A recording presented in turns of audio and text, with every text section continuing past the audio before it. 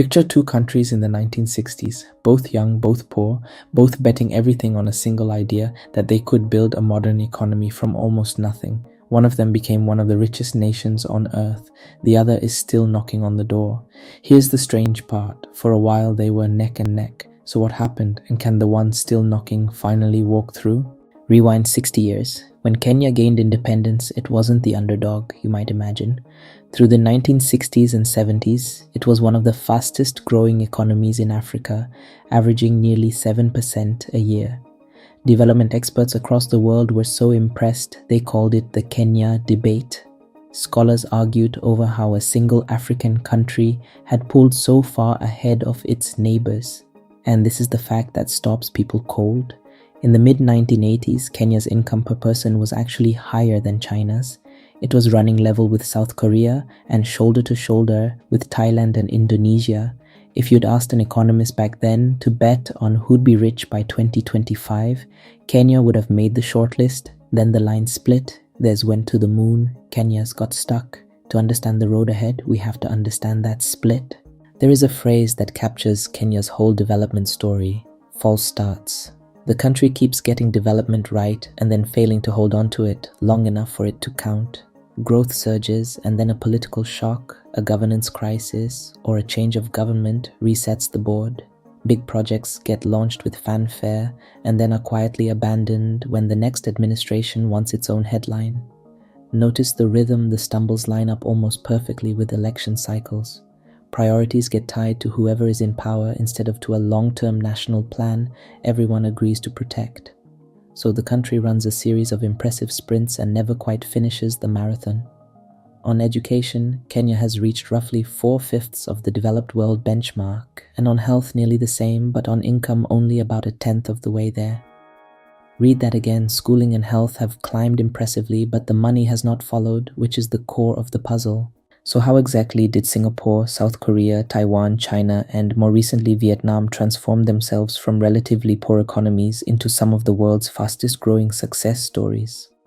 Despite their different political systems, cultures, and histories, researchers keep arriving at one remarkable conclusion.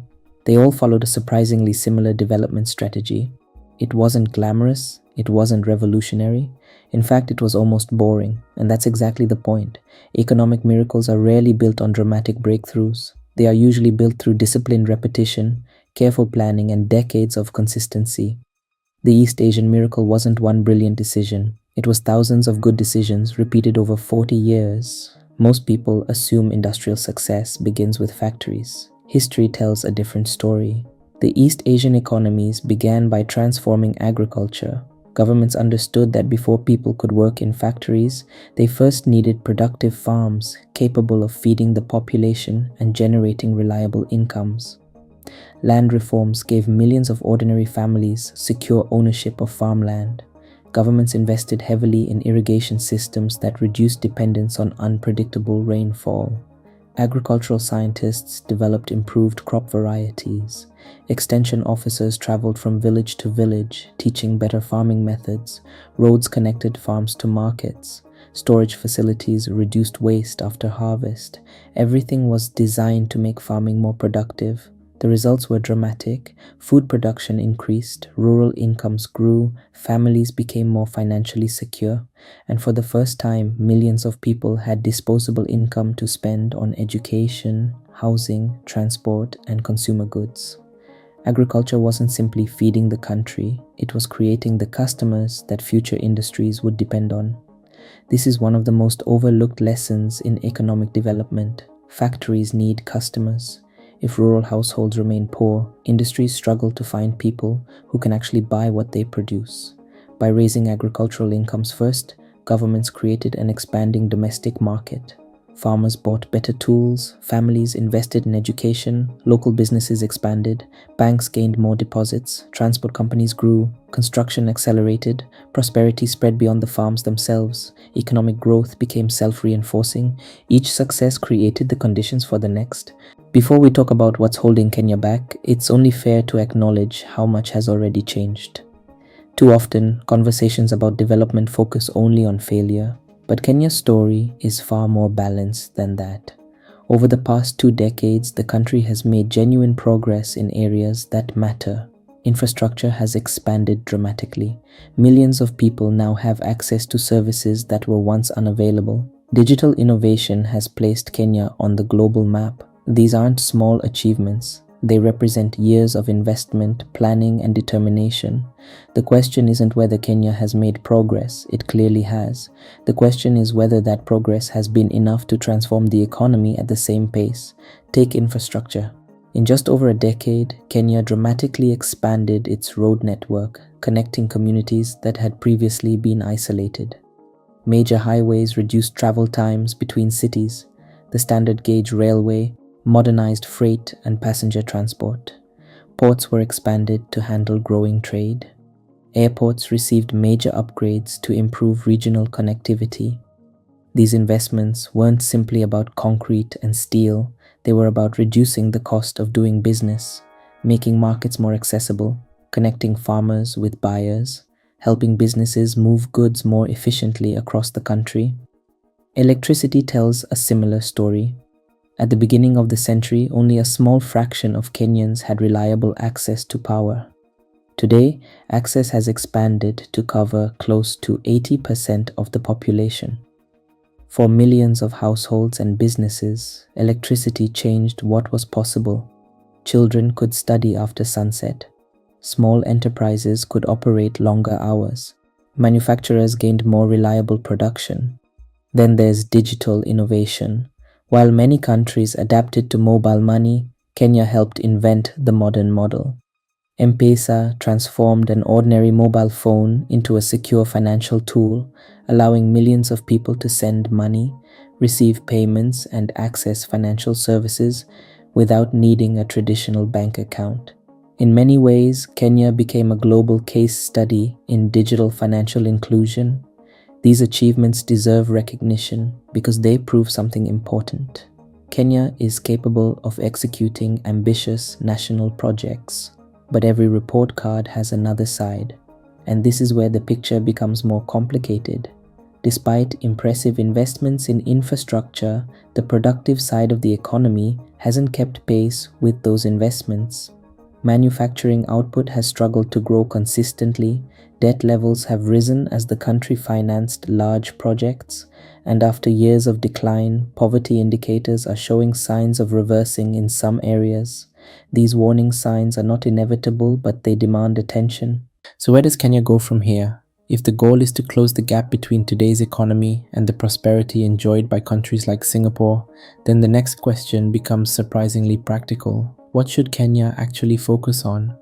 Fortunately, this isn't a mystery. Decades of research into successful developing economies point toward the same priorities again and again, not dozens of disconnected projects, not a different strategy every election cycle, just a small number of national priorities pursued consistently over many years.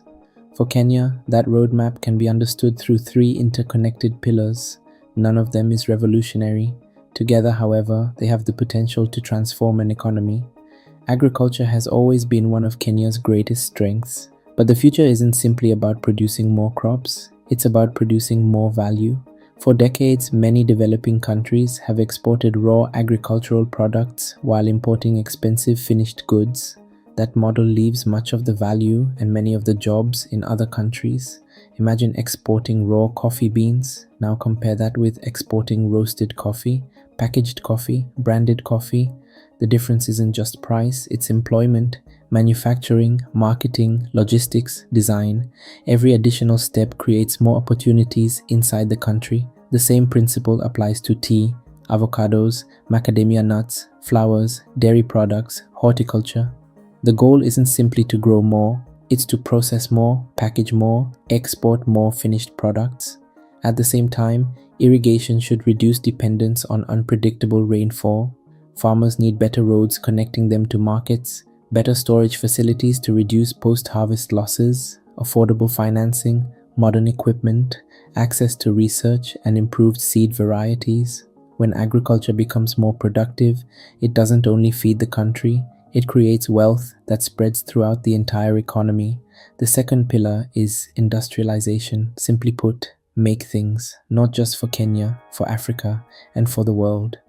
Manufacturing has a unique ability to create productive jobs at scale. Every successful industrial economy has passed through this stage.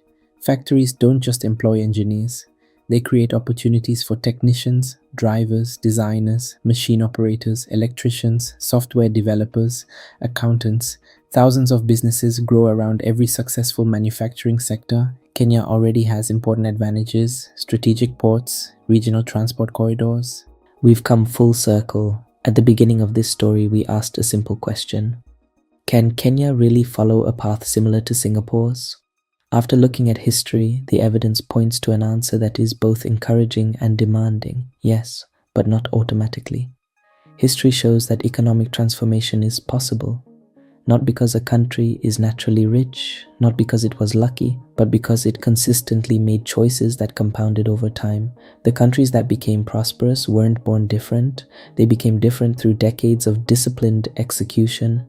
History offers an important reminder. Several of today's advanced economies once faced challenges remarkably similar to Kenya's: limited resources, young populations, high unemployment, fragile institutions, dependence on agriculture. None of them transformed overnight. Singapore's rise took decades. South Korea's industrialization unfolded over generations. China's economic reforms have continued for more than 40 years. Vietnam's manufacturing success is still evolving today. Economic transformation is rarely a single breakthrough.